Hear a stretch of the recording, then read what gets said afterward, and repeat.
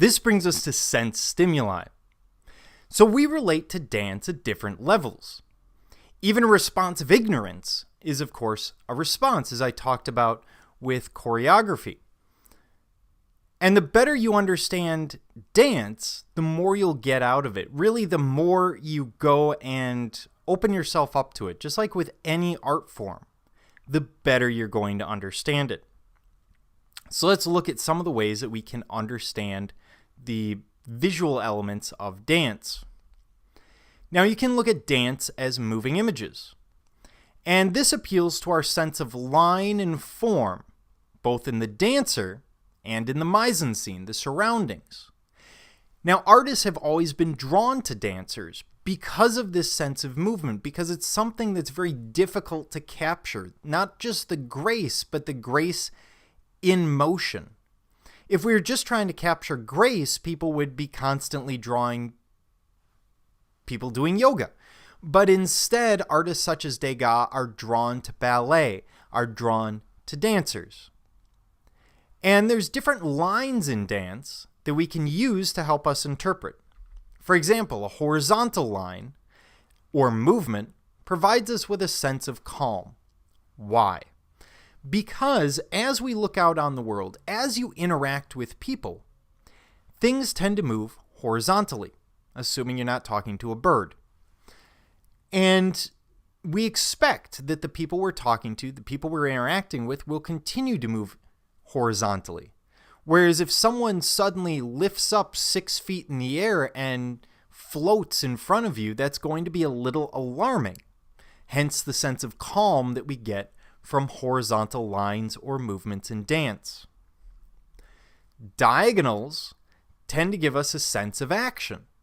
Just like in visual art, when you see a diagonal line, it tends to indicate that something is happening. In dance, this could be someone moving diagonally, running across the stage, then jumping, for example, or a line as we see here where the dancers are laid out in this triangular fashion or a diagonal fashion, giving us the same sense of action. It just builds that element of energy in the dance. And curved lines tend to give us a sense of grace. We like curved lines, just like with visual art. These curved lines tend to be calming, tend to be relaxing, and it's something that we tend to look at as beautiful. A lot of people will see any kind of curved line as beautiful in the right setting, so we transfer that to dance as well.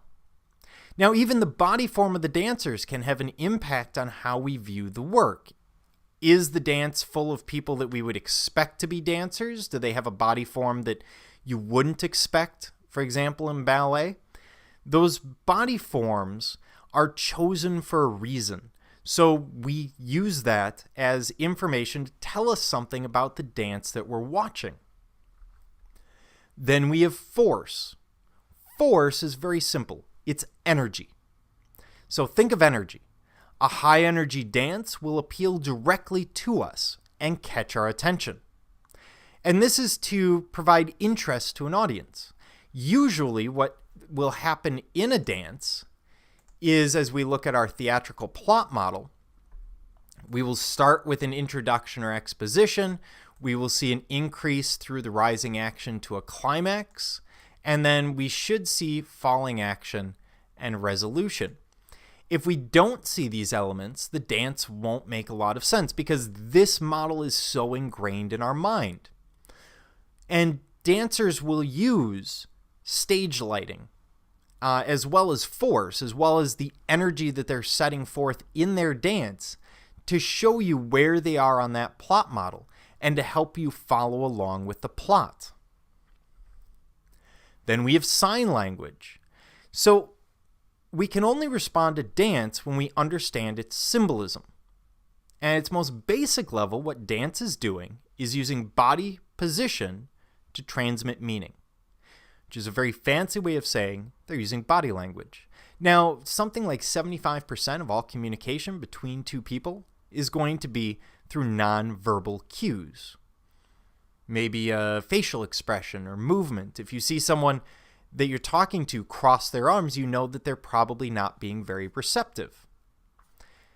dance is doing the same thing. It's taking those nonverbal cues and creating an art out of them. So, for example, acceptance might be an arm outstretched, palm up. Or this would mean rejection, stop, or stop in the name of love before you break my heart. Moving on. So when we look at dance, one of the ways that you can understand it is as nonverbal cues. So oftentimes, our subconscious picks up on this well before our conscious mind. So it may be helpful to look at a dance and just look at the body language. Sort of try and shut your mind off and just let the messaging come through if that's possible for you. And hopefully you'll get the broader message of the dance simply through those nonverbal cues. Finally, we have color. Now, to enhance communication through costume, lighting, and setting, we must also have an enhancement of mood where we get color. And in dance, we have an advantage. Unlike in theater, where I'm expecting someone to suspend their sense of reality, in dance, you already have suspended your sense of reality, since generally you don't go out, wander around a city or college campus, and suddenly see people break out in dance. So you've already suspended reality as soon as you walked into the theater for the show, which helps with color. Because the use of color in dance can be much stronger, much more intense, since we've already removed the realism. And this could color the dancer in a specific color without getting across another meaning. So for example, I can throw a lot of blue light on a person, and you won't accidentally interpret it as a dance about Smurfs. And if you don't know what Smurfs are, please look it up on Google.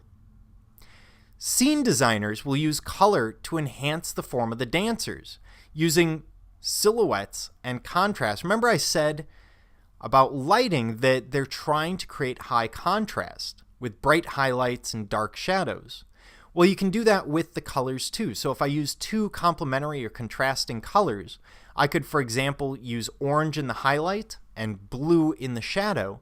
And the effect you're going to get makes it much easier for the person 100 feet away to see even the fairly subtle movements of a dancer on stage. So all of this comes together to help us understand the dance. And even at this point, you may still go to a show and still be incredibly confused. And that's fine. This is one area of art where most people don't have a foundation.